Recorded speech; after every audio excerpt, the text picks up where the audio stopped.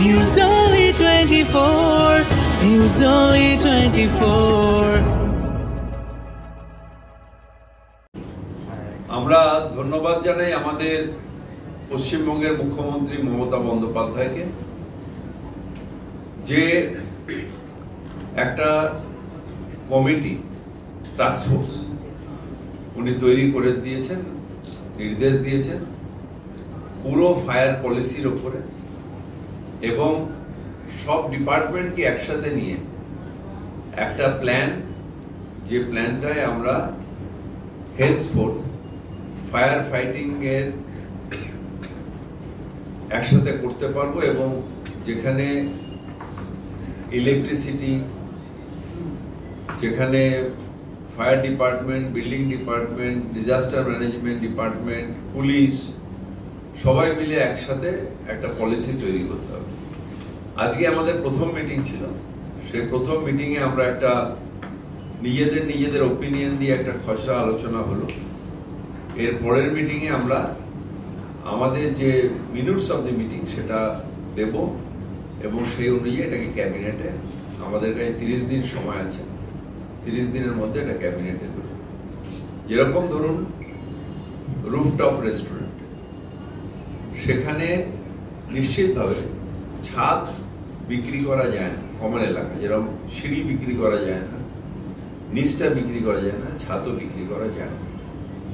তো এইটা, তারপরে ফায়ারের ডিটেলস, কি কি জায়গায় ফায়ার কোন কোন ইন্সপেকশন করবে, কি করবে, এগুলো নিয়ে সব বিশদ আমাদের মন্ত্রী অরূপ বিশ্বাস, সুজিত বোস, জাভেদ খান সবার নিজের মতো, প্রদীপ মজুমদার আমাদের পঞ্চায়েত ডিপার্টমেন্টের মন্ত্রী, উনিও পঞ্চায়েত এলাকায়ও এখন অনেকগুলো ডেভেলপমেন্ট হচ্ছে।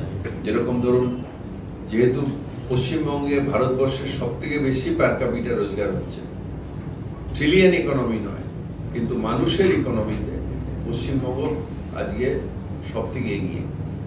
সেখানেও এখন ঢালাইয়ের ঘর হচ্ছে, সেখানেও এখন অনেক পেরি আরবান এরিয়া হচ্ছে, যেখানে অনেক রকম মল হচ্ছে, অনেক রকম রেস্টুরেন্ট হচ্ছে, ওখানে সিনেমা হল হচ্ছে, মাল্টি স্টোরেন্ট হচ্ছে। তো এই সবগুলোকে নিয়ে এবং জেলায় জেলায় যে সাজেশনগুলো আসবে সেগুলোকে একত্রিত করে আমরা একটা পলিসি করে ক্যাবিনেটে জমা দেবো। তারপর তার অ্যাপ্রুভাল হয়ে গেলে আমরা বেসে সেই অফিসারদের সেই কাজে নেওয়া। আর এর মধ্যে আমাদের ইন্ডিভিজুয়াল যেগুলো আছে, যেরকম 3 ডিপার্টমেন্টের কমিটি ছিল আগে, যখন হয়েছিল যে ফায়ার, বিল্ডিং এবং তারা যে ইন্সপেকশনগুলো করা সেগুলো তারা করবে। অডিটের ব্যাপার, ফায়ার অডিটের ব্যাপারে যেটা মুখ্যমন্ত্রী আগেই বলে দিয়েছিলেন, সেইটা ইমিডিয়েটলি ইমপ্লিমেন্ট করতে হবে। এই কাজগুলো আমরা শুরু করছি, এবং আমরা ডিটেলসটা যখন হয়ে যাবে আমরা এটা প্লেস করব ক্যাবিনেটে, এবং তখন আপনাদের কাছে এটাকে বলে দেবো। মোটামুটি 2-3টে পয়েন্ট যদি বলো, যেগুলো খুব মানে একটা তো বললাম যে থার্ড পার্টি অডিট, একটা হচ্ছে ফায়ার সেফটির জন্য, সেটা ফায়ার ডিপার্টমেন্ট ঠিক করবে, তারা দিয়েছে।